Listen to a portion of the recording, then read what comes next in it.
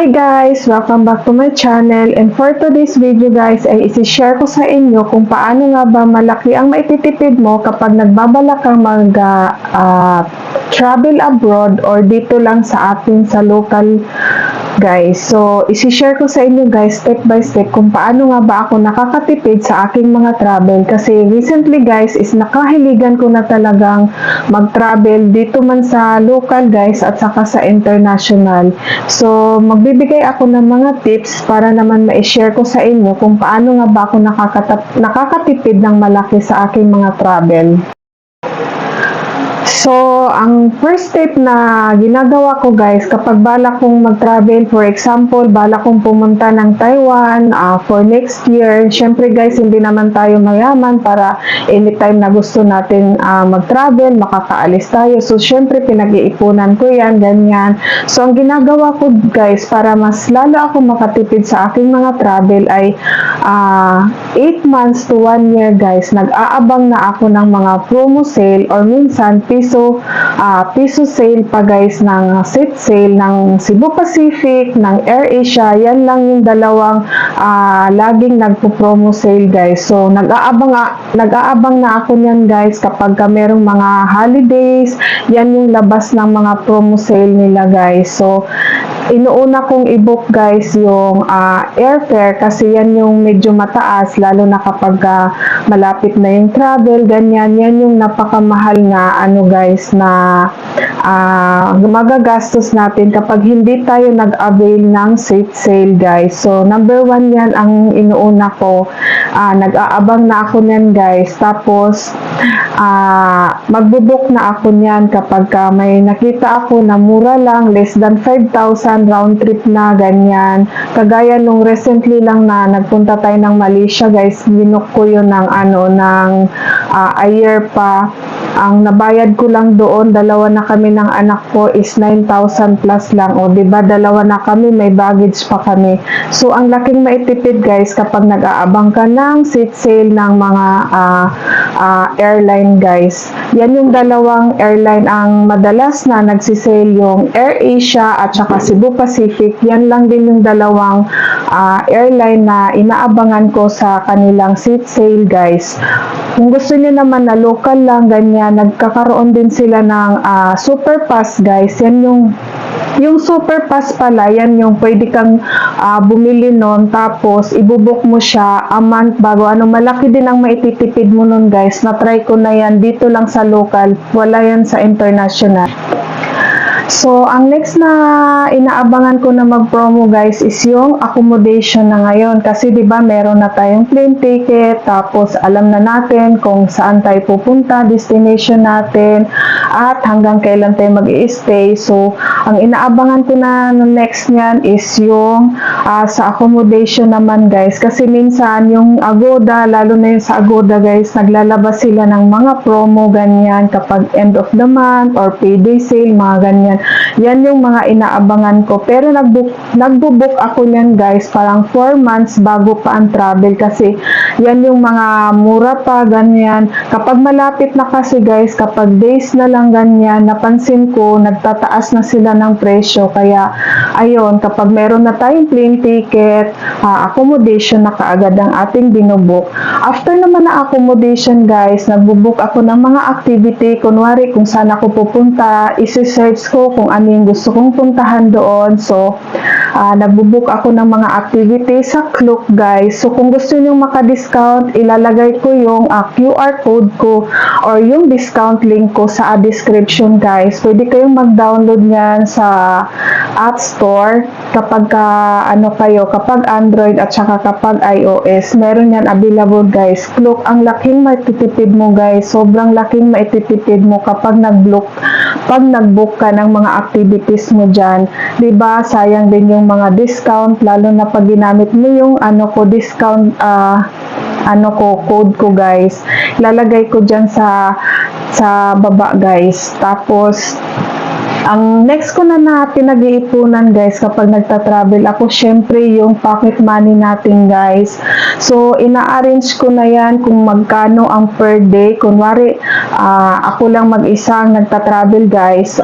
Nag-aalat lang ako ng amount kung ito per day, kung para sa pagkain lang, ganyan. For example, nilalagay ko doon sa sa budget ko ng pagkain lang is 800 pesos per day kasi 'di ba minsan sa accommodation natin libre na yung breakfast, ganyan, depende sa makuha natin na accommodation. So pinaplano ko talaga guys ang aking travel para mas lalo ka pang makatipid sa pagta-travel. So about naman sa money changer guys, kapag kung ano ba ang ginagawa ko kapag nagta-travel ako, kung nagwe-withdraw ba ako sa ATM doon sa ibang bansa or ang ginagawa ko guys, usually talaga na ginagawa ko is nagdadala ako ng cash guys. Piso na yung dala ko para pagdating ko doon sa ibang bansa, ini-exchange ko na lang ng pera nila doon.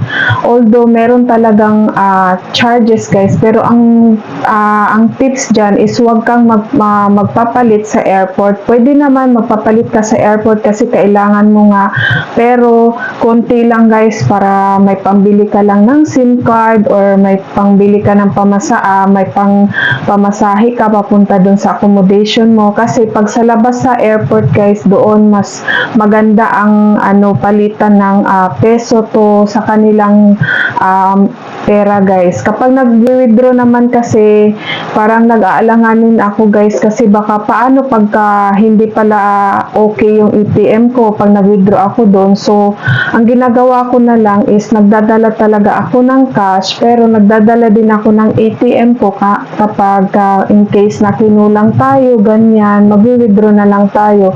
Pero usually naman guys, sa allotted na amount na piniprepare ko ay hindi naman ako nagkukulang kasi budget traveler nga tayo. Alam natin kung magkano lang ang dapat na amount para sa pasalubong, sa pagkain, ganyan. Kapag nabili na natin yon or kapag na-consume na natin yung allotted na amount doon is tama na, hindi na tayo maglalabas pa ng additional amount para sa ganun.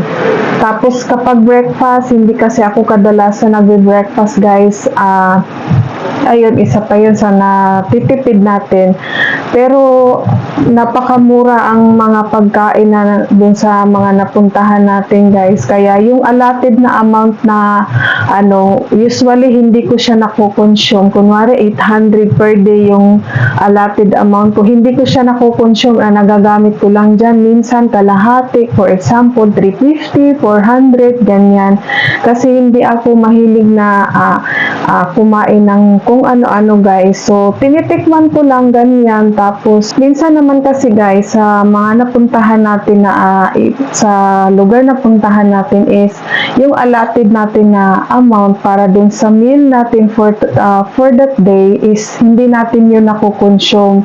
Bali, minsan half lang or lampas sa half, ganyan lang yung nakukonsume natin sa amount. For example, 800 yung allotted natin na amount doon sa meal natin per day, ganyan. Ang nagagamit ko lang minsan dyan 350 to 500, ganyan lang. So meron pa tayong sobra, di ba? Tapos ang pagkain kasi doon guys sa mga napuntahan ko, sa experience ko lang ang mumura guys, tapos masasarap din. Kaya kapag o-order ka ng isa, busog ka na. Tayo naman nagtatry din tayo ng mga nila, street food nila, kaya doon tayo sa mga street food nila kadalasan kumakain guys. Pero ang sasarap naman tapos mura pa.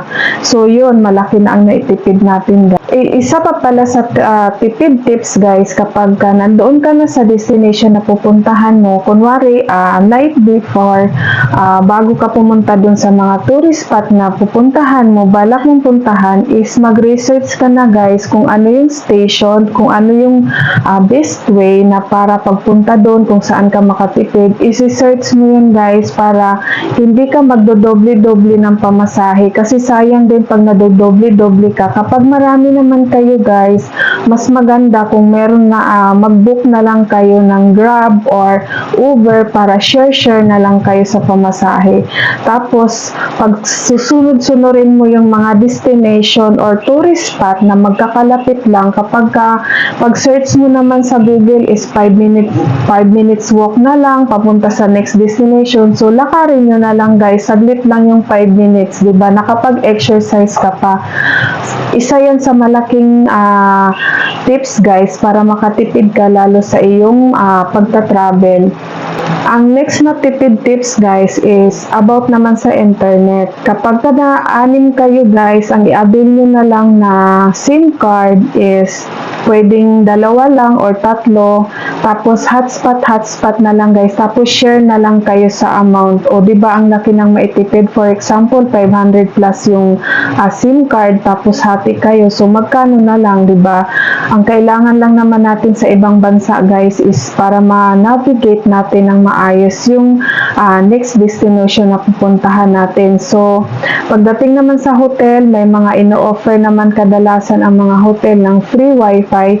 Okay din ang mga internet sa ibang bansa guys, hindi kagaya dito sa atin. Doon sa kanila ang bibilis ang ng mga internet nila guys. Susulit din naman ang i-end ko na tong vlog ngayon guys kasi medyo mahaba na yata. Kung nagustuhan niyo po yung aking video guys, please don't forget to like and subscribe my YouTube channel guys. Kapag meron pa kayong question, please comment down below guys and I will be replying to you kapag nakikita ko na kaagad yung mga comment nyo. Maraming salamat sa panonood guys. Bye!